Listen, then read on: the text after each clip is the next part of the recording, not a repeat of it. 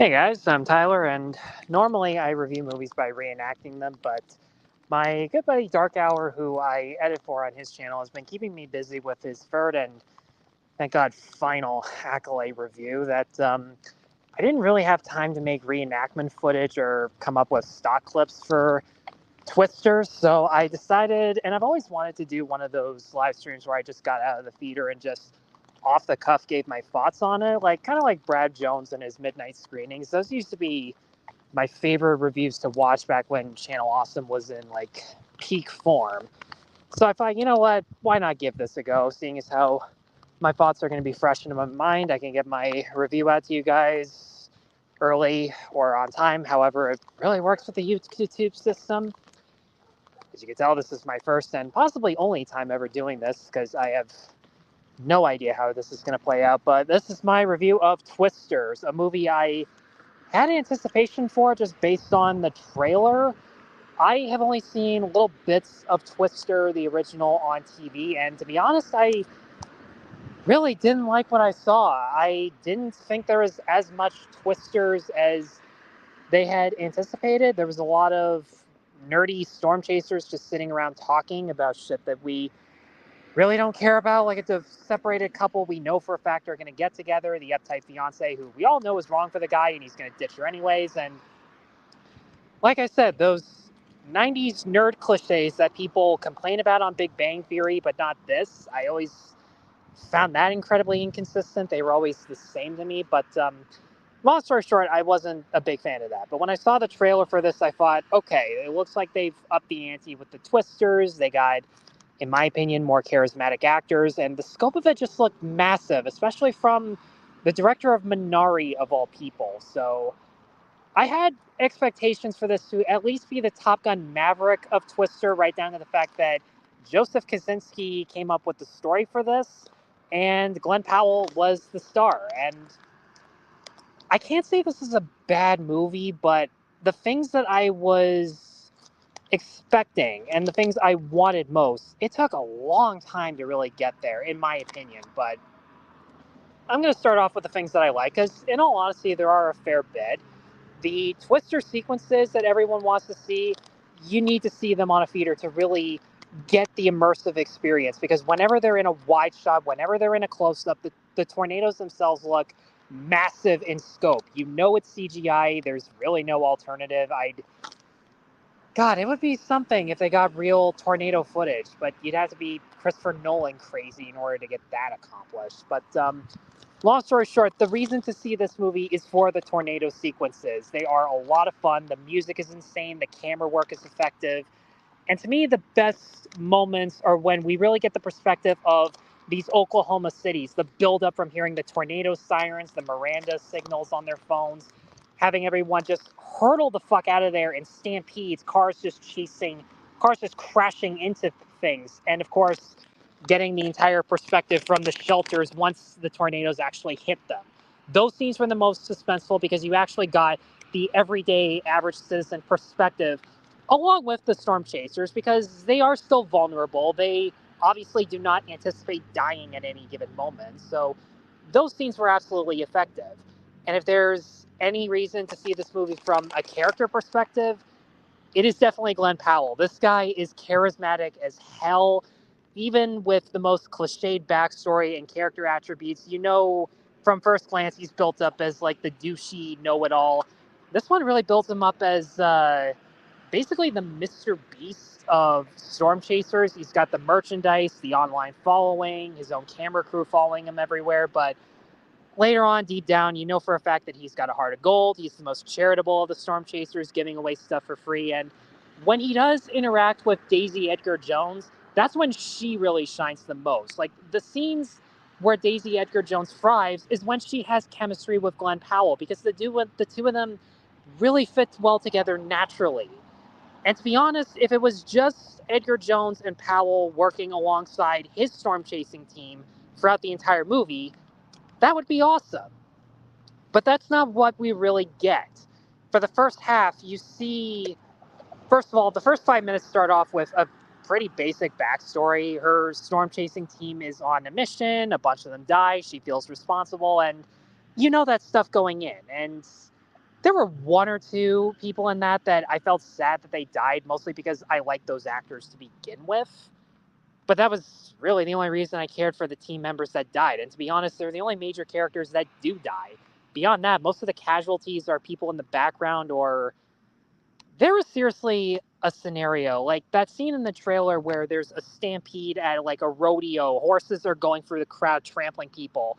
That scene was amazing, but they had to throw in this one couple who are constantly saying, "Oh, it's not a tornado. Like, let us into this hotel. Do you want a bad review?" And I'm just sitting there thinking, shut the fuck up.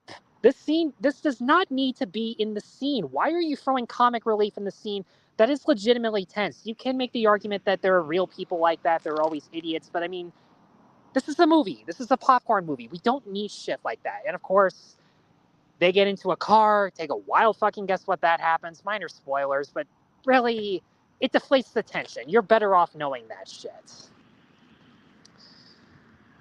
Sorry for the minor tangent there, but fuck, where was I? Oh yeah, those are the scenes where you really care about her the most. But for the first half of the movie, it is really just Daisy Edgar-Jones having shell shock with Anthony Ramos trying to get her back into the game. Meanwhile, he's got his own shit going on. And look, Anthony Ramos is a good actor, but I couldn't fucking stand this character. For starters, he spends the first half of the movie just giving exposition, half of which we already know about their backstories or stuff we didn't see in the opening 5 minutes. And he's just like, "Hey, remember when we did this? He and she did that." And I'm just sitting there going, could we have gotten flashbacks of that instead?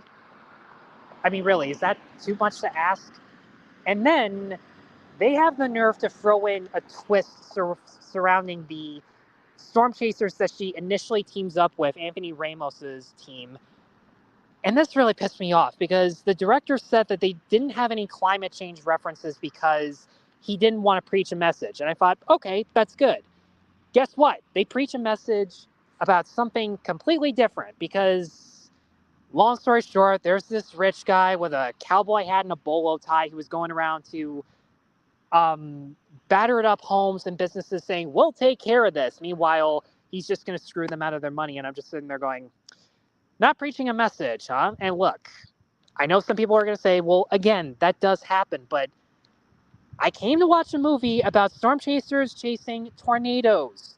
The tornadoes are the villains. You do not need human villains. You do not need a businessman who pops in every half hour and then disappears, or some douche who blends into the background that has sunglasses and a headset to let you know that he is secretly like the scummy businessman's henchman. And who gives a shit? Like, scenes like that pad out a lot of the runtime in between the storm chasing, that really pissed me off because, look, I knew we weren't going to get a storm chasing movie where there was a tornado every 10 minutes. It would get boring, but could you spend time on characters that we actually give a shit about? Because Glen Powell's team in this is really cool, and they got great actors, but they disappear so often for the sake of Ramos and his team, who are completely forgettable. There's one girl on Glen Powell's team who seriously, like, sees the drone footage through her goggles, and she has a weird personality, a funky design.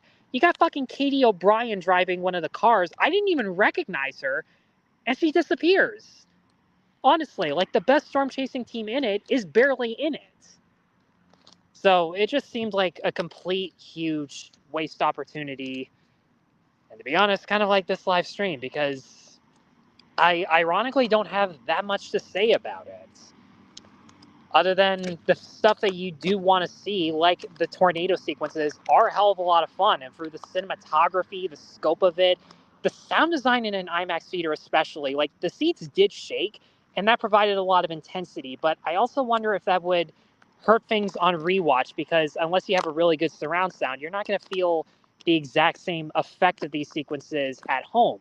And if you don't care for the characters, which I only cared for two, and at that point it took till halfway through the movie for Glen Powell and Daisy Edgar-Jones to really establish a rapport.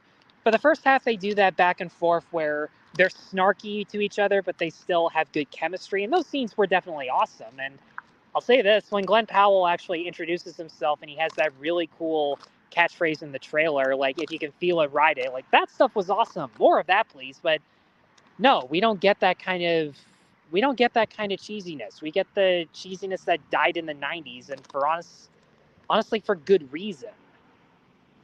Oh, I forgot to mention that the who I thought was going to be the uptight fiance substitute was this dorky British journalist who, guess what, pukes on his first mission and becomes like a quiet, resourceful, not badass, but resourceful enough guy.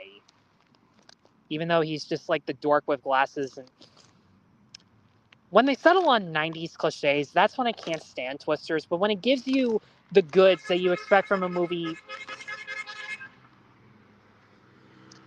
Yeah, traffic in Canada sucks too. I don't know if you guys could hear all that, but yeah, when it gives you the goods that you expect from a movie like Top Gun Maverick, that stuff is good. And most of that is in the second half, which is probably most crucial because that is where the climax is. And as long as you have a good ending, you can save it. And it did have a decent ending. Hell, the tornado gadgetry that they use, like the fact that Powell's truck literally has drills to plant it into the ground or rockets that can dissipate a bit of the moisture in the tornado, that stuff was cool. And again, more stuff that I would have liked to see. In fact, that's basically the summation of my review. There's more stuff that I would have liked to see, but it's the 90s cliches, the tropes that you can see a mile away that bogged it down for me. But for me, I think that's more of a matter of personal preference. I have a feeling that a lot of the cliches I've been complaining about, most of you aren't going to care about. If anything, the stuff that is awesome will dissipate it for you. And if that's the case, by all means, definitely give it a watch.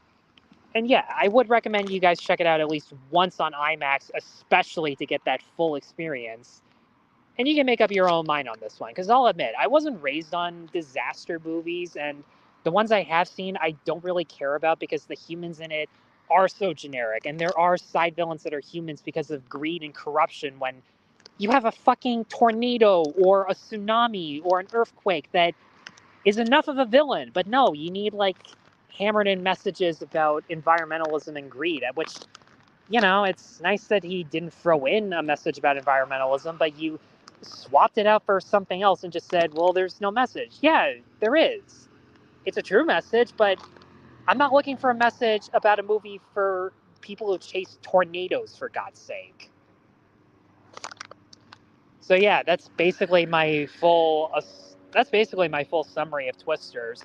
I would recommend you guys checking it out, but the stuff they tease in the trailer, what you think is the overall plot, it doesn't come in until the second half of the movie, which might be too little too late for some people, but for me, it was enough to save it. So with that, guys, thank you very much for this incredibly short live stream, but to be honest, there's not really much else I can say about it. The exact movie that you think you're going to get is there for the most part. It just takes a while.